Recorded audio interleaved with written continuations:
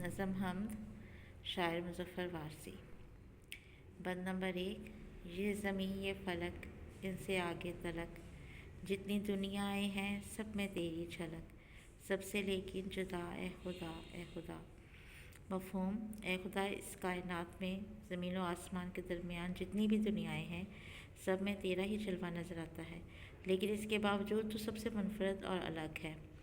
تشریح: اس حمد کے شاعر مظفر وارثی نے اردو حمد و نعت کو ایک نئی جہت دی۔ فکری اور فنی اعتبار سے ان کی تمام حمدوں اور نعتوں میں ایک شعر موتیوں کی طرح لڑی میں پرویا ہوا لگتا ہے۔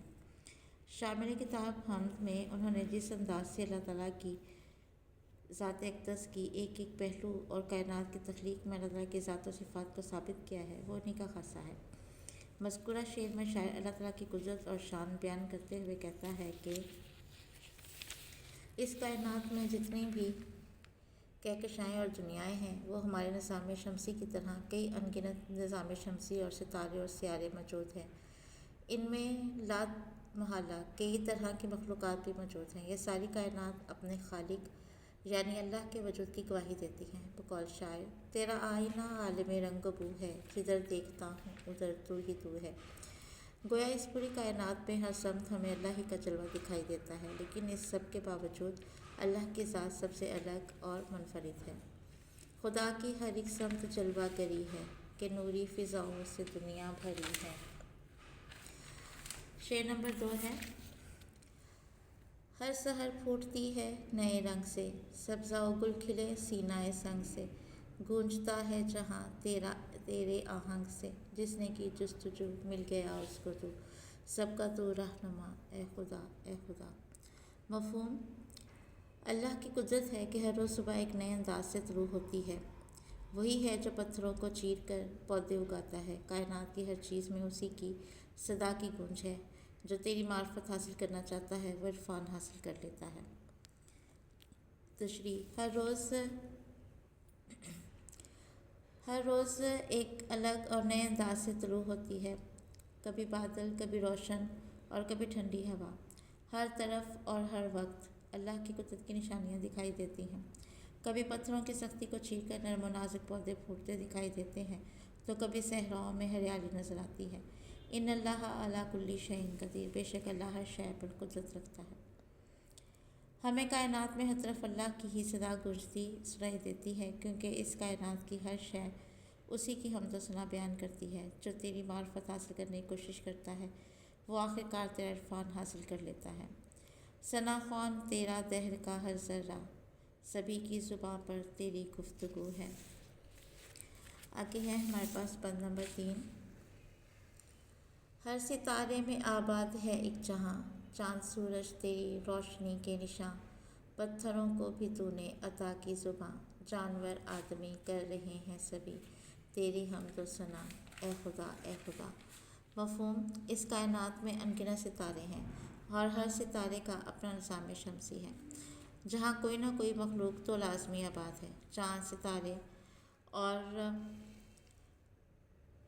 پتھر تیری قدرت کی نشانیاں ہیں۔ تمام انسان اور حیوان اور چرند پرند تیری حمد و ثنا بیان کرتے ہیں۔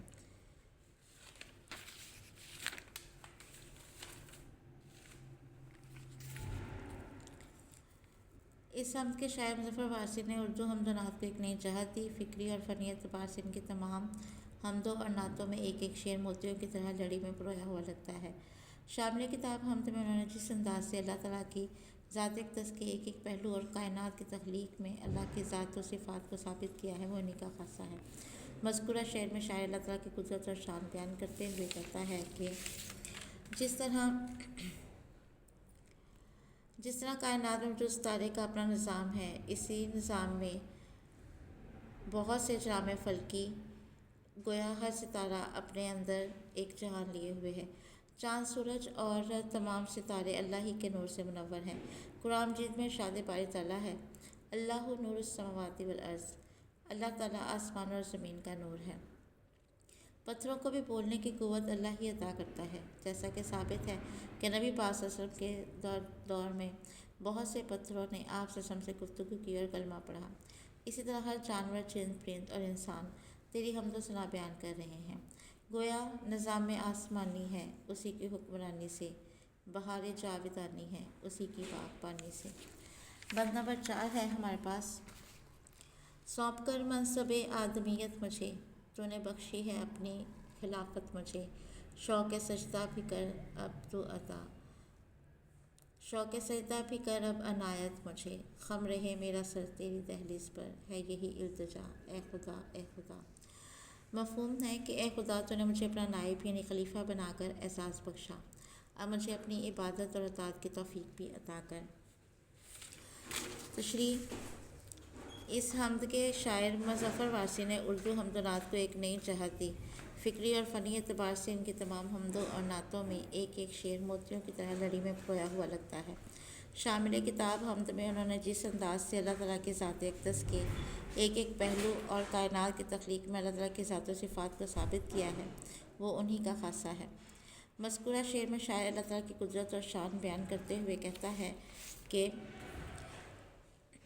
یہ شعر صنعت تلمیح کی بہترین مثال ہے، جس میں شاعر نے تخلیق آدم کے واقعے کا حوالہ دیا ہے کہ جب اللہ تعالیٰ نے حضرت آدم علیہ السلام کو تخلیق کیا اور فرشتوں سے اس کا ذکر کیا ہے کہ اسے زمین پر اپنا خلیفہ یعنی نائب بنانے والا ہوں، تو فرشتوں نے کہا کہ ہم تیری عبادت کرتے ہیں، تو اسے زمین پر پیدا کرے گا جو زمین پر فساد برپا کرے گا۔ لیکن اللہ نے فرمایا کہ میں جانتا ہوں جو تم نہیں جانتے۔ گویا یہ انسان کے لیے بہت بڑا اعزاز ہے کہ اللہ نے اسے اشرف المخلوقات بنا کر مسجد ملائک ٹھہرایا۔ شاید دعا گو ہے کہ اللہ اب مجھے اپنی اطاعت اور فرمانبرداری کی توفیق بھی عطا فرما اور عبادت کا شوق اور لگن بھی عطا کر۔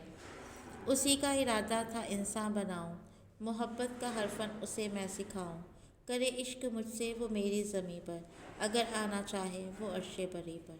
شکریہ۔